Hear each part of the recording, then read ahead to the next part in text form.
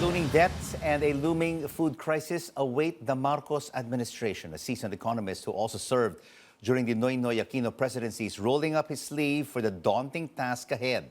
Here's my exclusive one-on-one with Marcos's chief economic planner, Arsenio Balisacan. Incoming NEDA chief Arsenio Balisacan, thank you so much for joining us on The Final Word. You, together with the economic team, met this afternoon with the President-elect, Bongbong Marcos. What did you discuss? What would be the priorities to turn this Philippine economy around?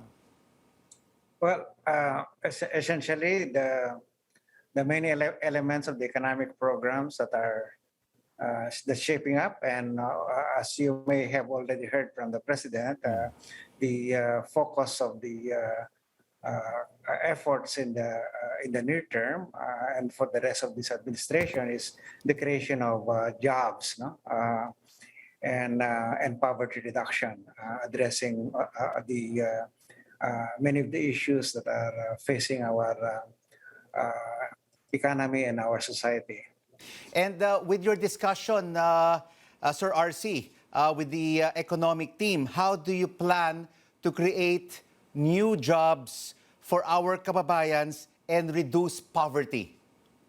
Yeah, well, essentially that we are starting with identifying where the bottlenecks are and the starting points. For example, many of the projects that have been implemented or are undergoing implementation. This would have to be completed as soon as possible so that these projects will be we will realize the benefits from this project and also to generate jobs in the near term. No? We are also looking at various policy and institutional issues and what can be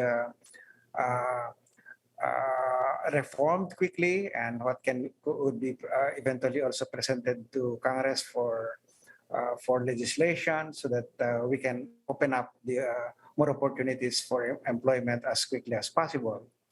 So these are just some of the many things that we have discussed, and this will be, of course, continuing meetings, and we expect to have the full program by when the President gives his State of the Nation address.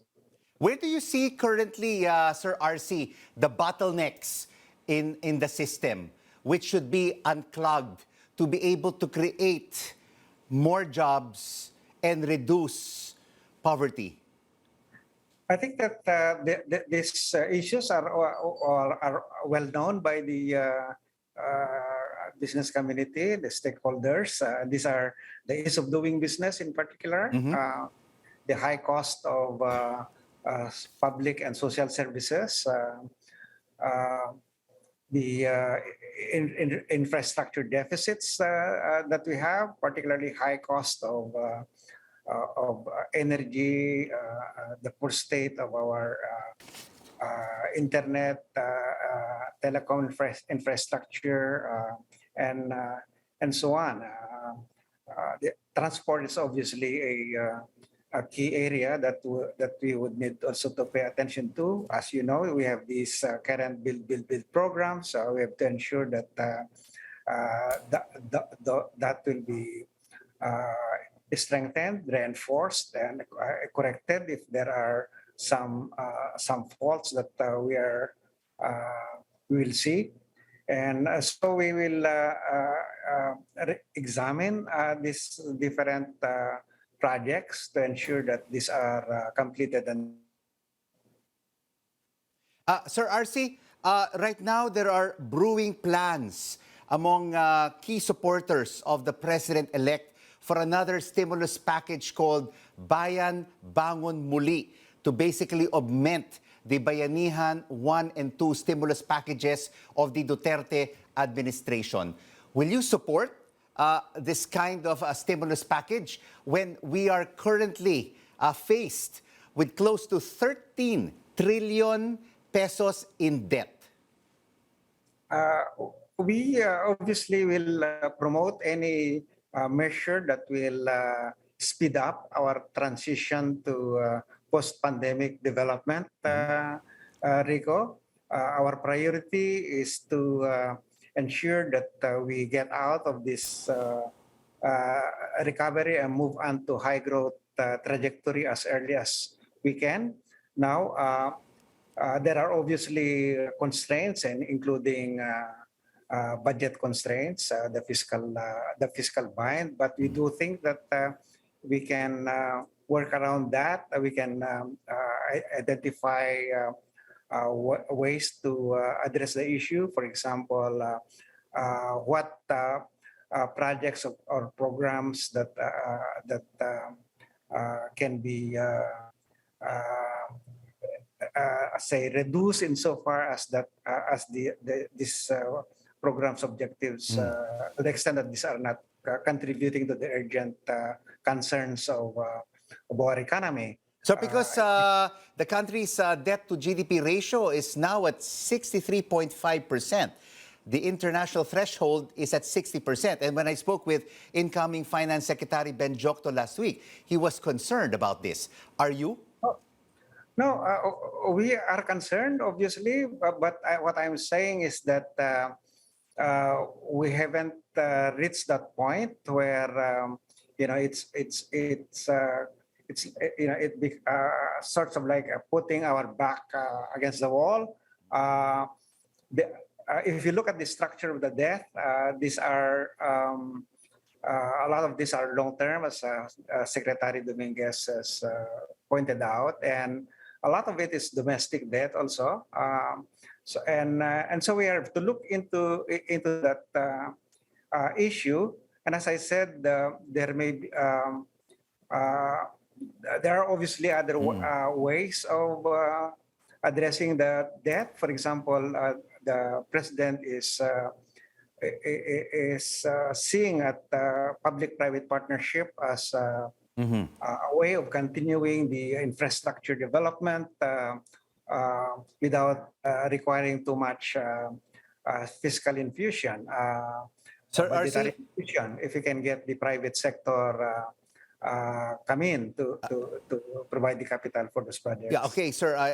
That's fair enough. No, it's important to have the PPPs, especially in these very challenging times. And you mentioned about Secretary Dominguez, the Finance Department. His team is proposing in its fiscal consolidation plan to raise much-needed revenues, the deferment of the trained personal income tax reduction, the repeal of VAT exemptions, and the repeal of immediate expending of input VAT on capital goods. Are these proposals that you would consider? No, that will be the job of my colleague at the Department of Finance, obviously. But I'm sure that these proposals will be studied carefully. To see what can be pursued by way of, say, new sources of revenue, and also programs or projects that can be temporarily postponed, so that we can focus on those projects that are urgently needed. That's how I would like to see this the exercise, Rico. Again, I cannot tell you what the specifics are because we haven't had the opportunity of really going through the proposal closely. And again, when my colleague at the Department of Finance would settle down, I'm sure that this will be scrutinized. But with the massive debt of close to 13 trillion pesos, you have still very high unemployment and rising inflation. How challenging will it be, Sir RC, to lead NEDA during these times? It will be challenging, Rico. Especially we are facing or the global economy is not as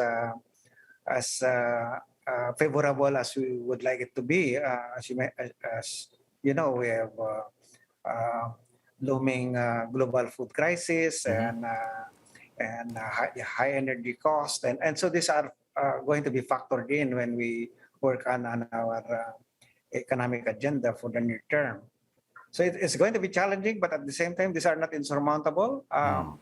We have had far more serious problems in the past, and also other countries have far more serious problems than us. So I would like to be to see it that way. If I think that if we can work, get our hands together, uh, not only in government but also in coordination with partnership with the private sector, I think that we will be able to manage to move the economy forward and quickly. Incoming NEDIA Secretary General Arsenio Balisacan. Thank you so much, sir, for joining us on CNN Philippines.